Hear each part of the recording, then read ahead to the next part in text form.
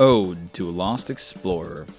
This is the fictional travel blog through the procedurally generated universe of No Man's Sky. All content within this audiobook is copyright 2016-2018 Andreas Constantine. All related No Man's Sky logos and intellectual property included in this novelization are owned by Hello Games. Music by 65 Days of Static. Welcome, interlopers, to the fictitious podcast novelization through the procedurally generated universe of No Man's Sky. Chapter 7. Odd Friends. Stranger Acquaintances.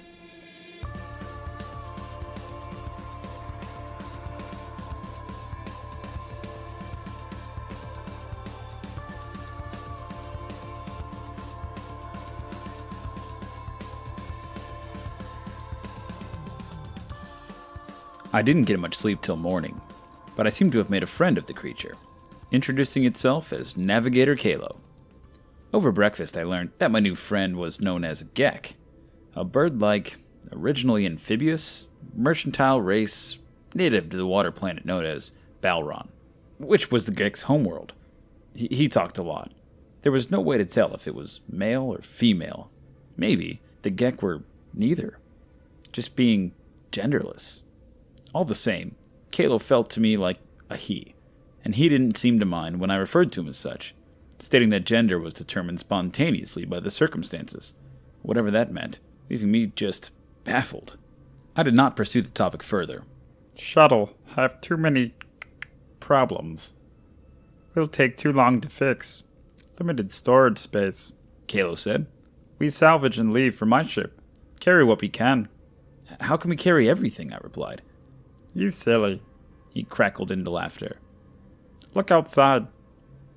I moved to the front of the ship to take a look out from the canopy. I hadn't noticed anything in the dark of night, but now, in the early daylight, I see a large, bulky vehicle parked right beside my ship. Together, we load everything on the strong Colossus and drive back to Holler. Then we leave Barren Planet.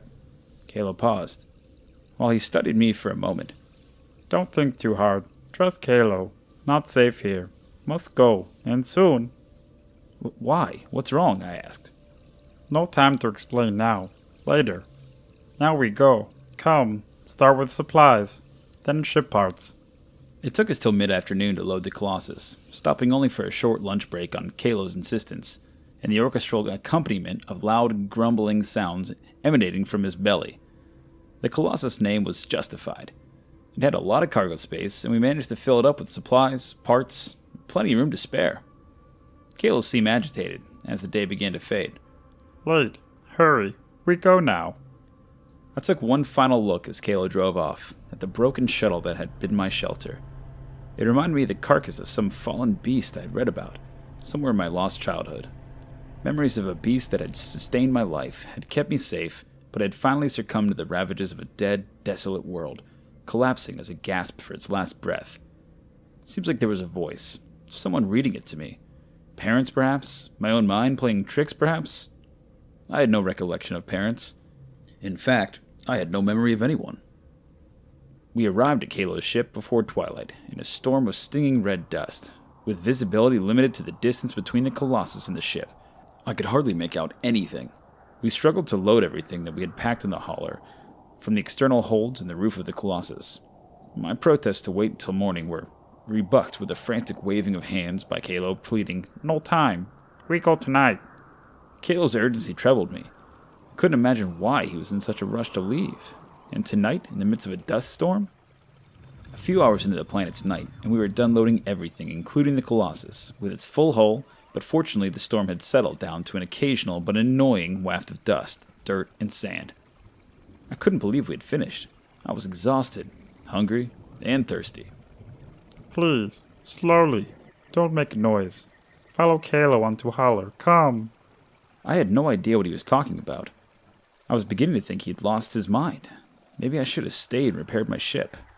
I was beginning to regret having followed him back here. But it was too late to think of regrets. What was done was done. I'd have to make the most of it. Following him slowly into the hauler, I found myself in a dark room, Slowly, a faint blue glow from a single panel in the ceiling began to light the hold.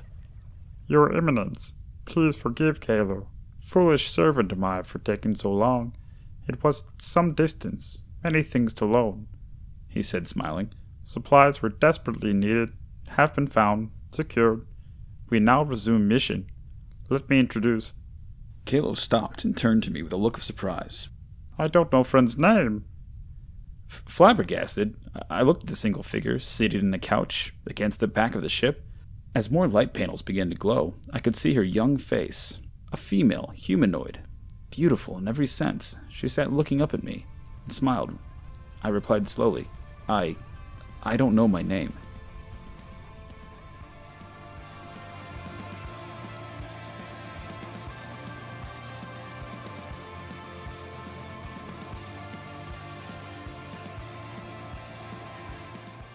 Are you a No Man's Sky fan, player, enthusiast, or just enjoy space fiction?